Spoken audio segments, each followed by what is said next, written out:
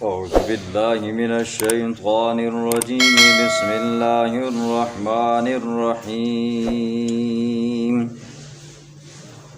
وهو الذي أنشأ جنات معروشات وغير معروشات والنخل والزرع مختلفا أكله والزيتون والرمان متشابها وغير متشابه كلوا من ثمره إذا أثمر وآتوا حقه يوم حصاده ولا تسرفوا إنه لا يحب المسرفين ومن الأنعام حمولة وفرشا كلوا مما رزقكم الله ولا تتبعوا خطوات الشيطان إنه لكم عدو مبين صدق اللہ العظیم۔ بات چل رہی ہے مشرکین عرب کی رسموں کی۔ ایک رسم آپ نے ان کی سنی تھی، زمین کا ایک حصہ وہ اپنے بتوں کے نام کیا کرتے تھے، اور اسی طرح ایک رسم یہ بھی تھی اپنے چوپاؤں کو، اپنے جانوروں کو جب وہ ایک خاص سمت میں خاص صفت پہ پہنچتے تو اپنے بتوں کے نام پر چھوڑتے تھے۔ ایک رسم ان کی آپ نے یہ بھی سنی کہ وہ اپنی بچیوں کو شرمساری کی وجہ سے قتل کر دیتے، زندہ درگور کر دیتے، یا جب بچے 10 ہو جاتے تو ایک بچے کو ذبح کر دیتے۔ پھر اسی طرح ایک رسم آپ نے یہ بھی سنی کہ جب اپنی کھیتی باڑی کا ٹائم آتا تو کہتے کہ یہ کھیتی باڑی فلاں فلاں لوگ فلاں فلاں مجاور کھا سکتے ہیں، کوئی اور نہیں کھا سکتا۔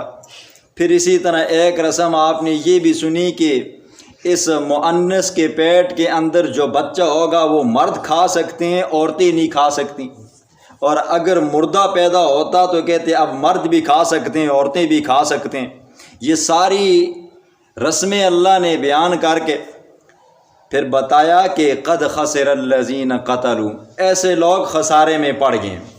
آج کے درس میں اللہ رب العزت اپنی خالقیت کو بیان فرمائے گا اور چند نباتات کا، چند جانوروں کا ذکر فرما کر بتائے گا کہ جب ان سب کا پیدا کرنے والا میں ہوں تو پھر ان چیزوں کو حلال کرنے کا، حرام کرنے کا بھی اختیار مجھے ہی ہے، پھر کسی اور کو اختیار نہیں۔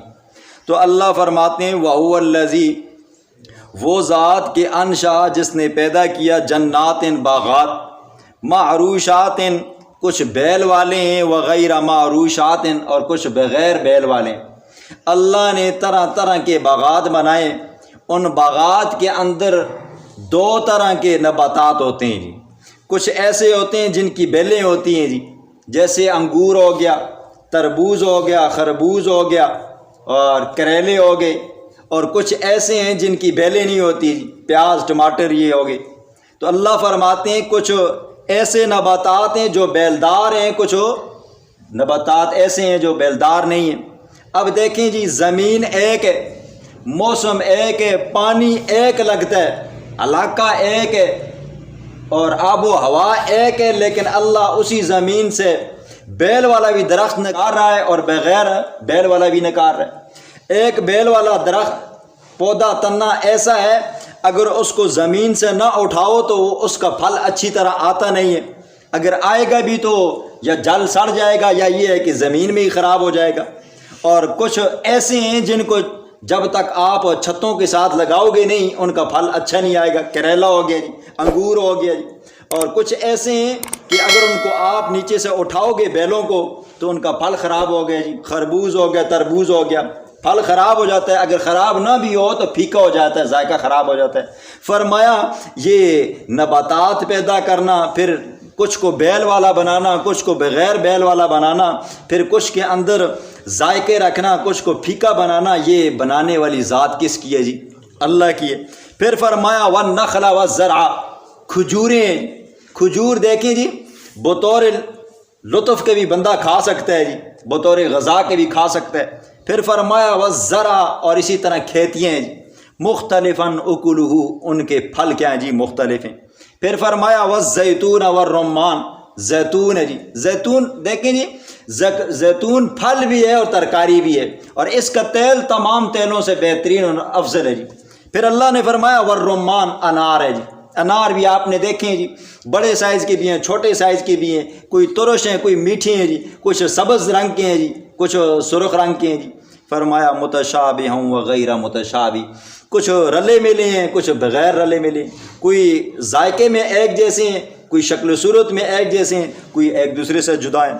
فرمایا کلوا من ثمرہ، یہ سارے نباتات کا ذکر فرمانے کے بعد، مویشیوں کا ذکر کرنے کے بعد اللہ فرماتے ہیں کلو، کھاؤ، من ثمرہ اذا اثمر، جب اس کے پھل آ جائیں، وآتوا حقہ یوم حصادہ، یہ ساری چیزیں پیدا کرنے والا میں ہوں، ان کے اندر بھی تمہارے لیے دو انعام ہیں جی۔ پہلا یہ ہے جب یہ پھل پک جائیں تو بغیر تفریق کے، مشرکین مکہ کی طرح نہیں، مرد کھا سکتے ہیں، عورتیں نہیں کھا سکتی، یا یہ ہے کہ اس کو اتنے وقت میں کھائے گا بندہ، فلاں بندہ کھا سکتا ہے، فلانا نہیں کھا سکتا۔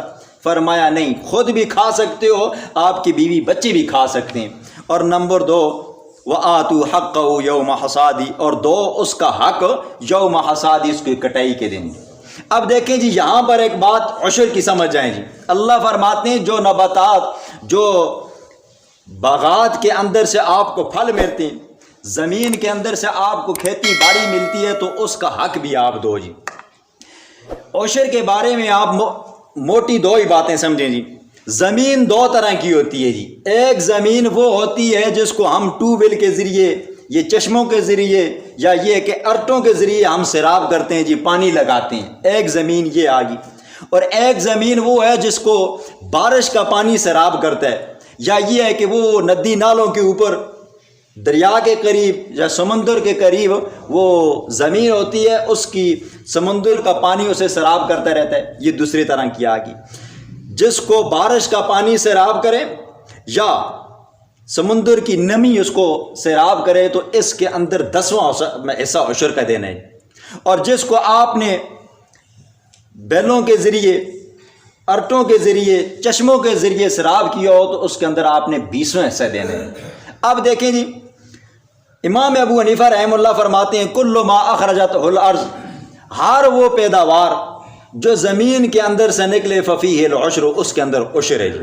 اب آپ کے پاس ایک من ہے یا 10 من ہے یا جتنا بھی ہے، اس کا آپ نے 10واں حصہ نکالنا ہے۔ 10 من ہے تو 10واں من نکالیں جی، 10 تروڑے ہیں تو 10واں تروڑا نکالیں، 10 کلو ہے تو 10واں کلو نکالیں جی، 1 کلو ہے تو اس کو 1 کلو کا آپ کیا کریں جی؟ نکالیں جی۔ یہ عشر کے اندر آپ نے زمین کا حق ادا کرنا ہے۔ کچھ لوگ کیا کرتے ہیں جی، پھر عشر کے معاملے میں رد و بدل کر دیتے ہیں۔ اور اس عشر نکالنے کے اندر ایک بات یاد رکھیں جی، کسی قسم کا خرچہ نہیں نکالنا ہے جی۔ یہ جو ٹریکٹر کا خرچہ ہوتا ہے، کھادوں کا ہوتا ہے، یا یہ کہ ٹیوب ویل کا خرچہ ہوتا ہے، یا ٹریکٹر جو لگاتے ہیں آپ اس کی بیج بوئی کا خرچہ ہوتا ہے، یہ نہیں نکالنا ہے جی۔ یہ عشر پہلے نکالنا ہے، اس کے بعد یہ چیزیں نکالنی ہیں۔ ایک مسئلہ اور جو آپ لوگوں کو بہت زیادہ پیش آتا ہے جی، آپ لوگوں کی زمینیں اکثر ٹھیکے پہ ہوتی ہیں جی۔ تو ٹھیکے کے بارے میں ایک مسئلہ سمجھ لیں، جس بندے نے ٹھیکے کی زمین لی ہے اس بندے کے اوپر عشر ہوگا، اور جس نے بیچی ہے اس بندے کے اوپر پیسے آئے اس کے اوپر زکوٰۃ ہوگی۔ تو فرمایا وآتوا حقہ یوم حصادہ، دو ان کو ان کا حق جس دن کٹائی کا وقت ہو جی۔ ولا تسرفوا، لیکن یہ کہ اسراف مت کرو جی۔ اللہ نے آپ کو نباتات دی ہیں، پیداوار دی ہیں، تو اس کے اندر فضول خرچی مت کرو جی۔ یا دوسرا معنی یہ ہے اس کو بے جا خرچ مت کرو، جہاں پر اللہ نے حکم دیا ہے وہاں پر اس کو خرچ کرو۔ انہ لا يحب المسرفین، بے شک اللہ رب العزت اسراف کرنے والوں کو پسند نہیں کرتا۔ اللہ تو اسی سے محبت کرتا ہے جو شریعت کے دائرے کے اندر رہ کر اللہ کے حکموں کی پابندی کرتا ہے، تو اللہ اس بندے کو اپنا محبوب بناتا ہے۔ جو شریعت سے باہر نکل جاتا ہے اللہ اسے اپنا محبوب نہیں بناتا۔ پھر فرمایا وَمِنَ الْأَنْعَامِ، چوپاؤں میں سے کچھ چوپائے ایسے ہیں حمولتاً جو اونچے قد کے ہیں جی، اونٹ ہے جی، بیل ہے، گائے ہے، وفرشن اور کچھ ایسے قد جو چھوٹے قد کے ہیں۔ کلو کھاؤ مما رزقکم اللہ، اللہ نے جو تمہیں رزق دیا ہے، ولا تتبعوا مت پیروی کرو خطوات الشیطان، شیطان کے قدموں کی، شیطان کے قدموں کی پیروی مت کرو، انہ لکم عدو مبین، بے شک یہ تمہارا دشمن ہے، بہت کھلا، صریح کھلا دشمن ہے جی، شیطان کے قدموں کی نقش اندازی نہ کرو۔